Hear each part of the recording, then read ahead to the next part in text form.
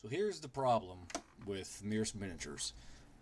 They're so finely detailed and small that I figure out they just look like crap on camera when they're not painted.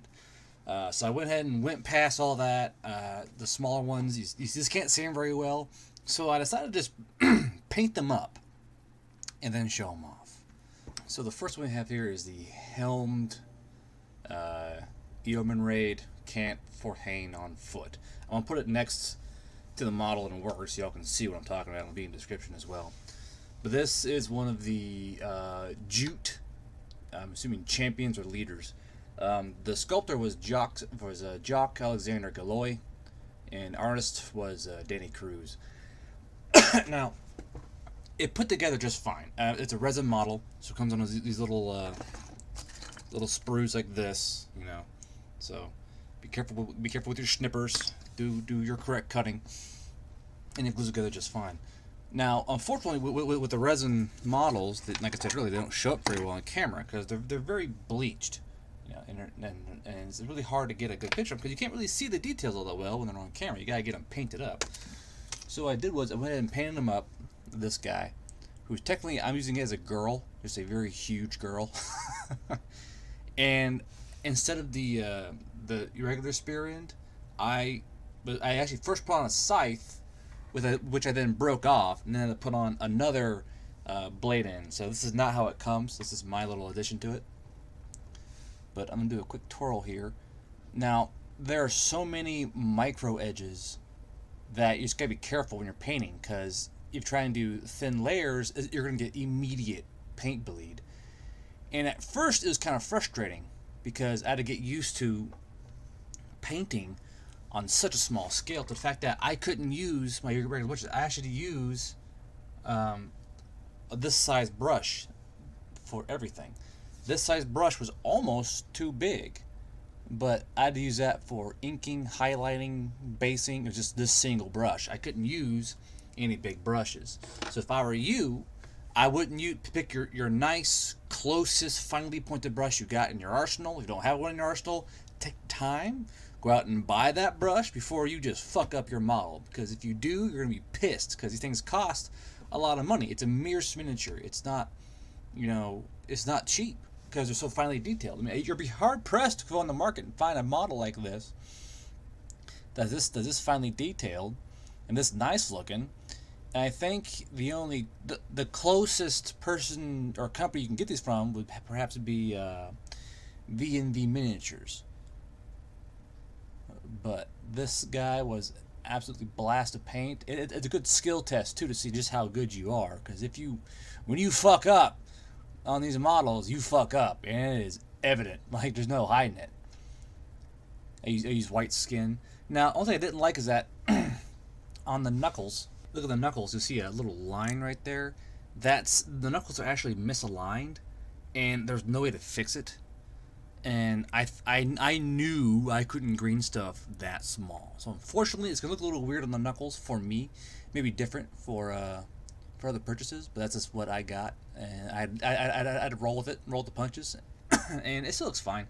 You can't really tell unless you're really up close. Like, oh, those knuckles aren't perfectly aligned, or so you can't really tell when you're that far away. So it's only when you get right up close that you notice. But yeah, so that's that model. Pretty cool looking. A nice little general or champion piece for really any army. I guess a German style army wouldn't work really well, like a Empire or Sonnenstahl. Probably look kind of weird in a Kingdom of Aquitaine army, but for like anything else, I think it would be just fine. Because for me, these are undead. These are all used as vampires, so little Nordic-looking vampires. So that's that one model. Next up, we have the Helmed Mildryth, the Jute Thane. And this is the second. The first one was the third one I painted. This is the second one I painted. So this one's even tighter than the other one, that other model, because she's thinner, and it's really evident when you start painting it. Like, ooh, she's thin. You know, you gotta be careful with what you're doing. And again, really small edges, minute details. You gotta be super careful with your brush. I mean, you gotta be super careful. Now, I'm not tooting my own horn, don't think I am, but I would not do these models if you don't have a solid painting hand. I mean, because if you don't, you're going to be in a world of hurt when you go in there blind and you're going to be trying to do these fine details and you're not used to holding small, delicate models that can break. And like this chainmail alone was a pain in the butt to paint because I had to do it all with a thin brush. Because I tried doing it at first with a big brush and I almost ruined the model. I was like, oh gee, I gotta snatch up my my little napkin and start blotting away because I almost drowned the model in paint. Thinned paint and almost drowned it out. But if you're careful, the end effect is absolutely fantastic. Try and get a little closer there. Also, the thing right here, I don't know, it's actually a rabbit. She's got a rabbit tied to her belt. I was like, what is this thing? And it took me to paint, because I say, when it was resin, I couldn't tell what it was. When you paint it, oh, it's a rabbit. So it's really hard to tell what's going on here until you paint it. So that's her, another one of my little female vampires. Alright. And here is Nuala, or Nuala, Druid of Danu. She's kind of a druid model. This was the first one I did, and this is like when I had like my growing pains with these models, because I went to this like, I'd be fine, I'm sure it'd be fine. And I had to step back and rethink the entire process of me attacking this model, because you're trying to use a wash, and it's going to wash out everything, and you gotta be super careful when you're applying your wash. And like these wraps here on the bottom, that's vine, leather, and cloth wraps that are actually sculpted with indentions to the flesh. So I was like, oh geez, like I was not prepared for that. So I had to step back and completely rethink how I was gonna do it. Again, with like her chest up here, see if I can, if I get close, it starts bleeding out in the camera. But her chest has amulets and cross ties for the chest, and then all these little belts running across of it. It's a lot of work, and you guys, you have to think through what you're painting, and you really do have to. It's not like you're going to doing a Space Marine where it's all broad. This is all non-broad surfaces. They're all like intricately done with other surfaces running through them. Like this staff's actually quite fun. There's like little nublets you can do and put little highlights on. You got all the little band ties and a little stone in it. That's actually I had a lot of fun doing that one. There's a nice little ethereal glow going on there. The arm wraps are fur wraps lined with leather with indentions to the skin. You got this shoulder pad here. I mean, you gotta be careful. Careful when you're going in through here. You got this nice, lovely, flowing back cloak. That was actually really fun to do. Again, look at the whole arm. The whole arm is wrapped. So you gotta be careful with this darn thing. If you want the details to pop, you gotta be careful, or you're just gonna drown them out. And then the face. The faces are some of the more beautiful female characters I've seen. They're not all like dumb looking. I mean, these are they actually look female, not like a very like feminine male. So that was actually quite nice to see. I did notice that V&V miniatures, that their female faces tend to get like kind of brutish looking when they're painted, and that was kind of disappointing.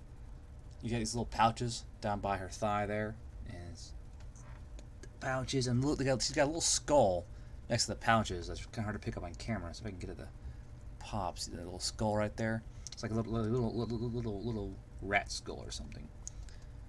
I actually went in and I painted her eyes red, and eyes that small, I wish I didn't, because you load up the thin paintbrush tip and you hold your breath and you like slowly move in like you're trying to split an atom with your fingers. And that's that model. And there's just a group shot of it. As you can tell, the sizes do vary. I'm pretty sure that's a thing between the other sculptors. It seems like there's not like a set scale, and there's simply like a breadth of scale they can be. I will say though, this was originally a male character. I'm simply playing it as a female. Literally, just a huge hulking behemoth of a female, because these are all female vampires, and I wanted to fit the theme. These two on the end here, they're both female because they both have racks on them. You know, they both have clear breasts. And I think the one in the middle is just a smaller female than compared to the one in the end.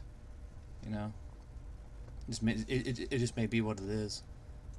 But overall, these are some of the more finely detailed models I've done in a while. They're even more finely detailed than V&V miniatures, which at first I thought was pretty darn detailed until I got my hands on Mierce, and I was like, oof, you know. I think in terms of detail, it's like very closely followed by V&V compared to Mierce.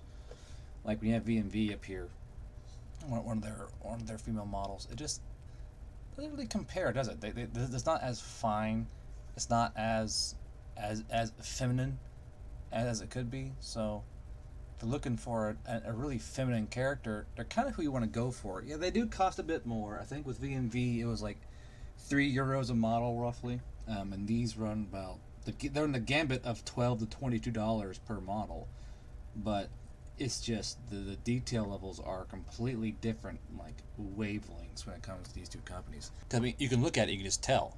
You can just tell how much more detail these have than other models.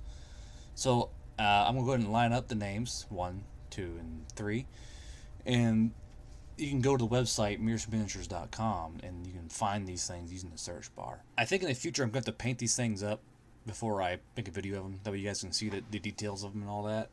And I'm not sure what I'll have next from them, but I'll let you guys know in the videos that come after this one. So I'm glad we have new subscribers and all that, and commenters. If y'all want to see something in particular that you're not sure on, just let me know. I mean, I'll buy it, I'll test it, I'll put it together, I'll paint one if you needed to. That way y'all can see what you're working with.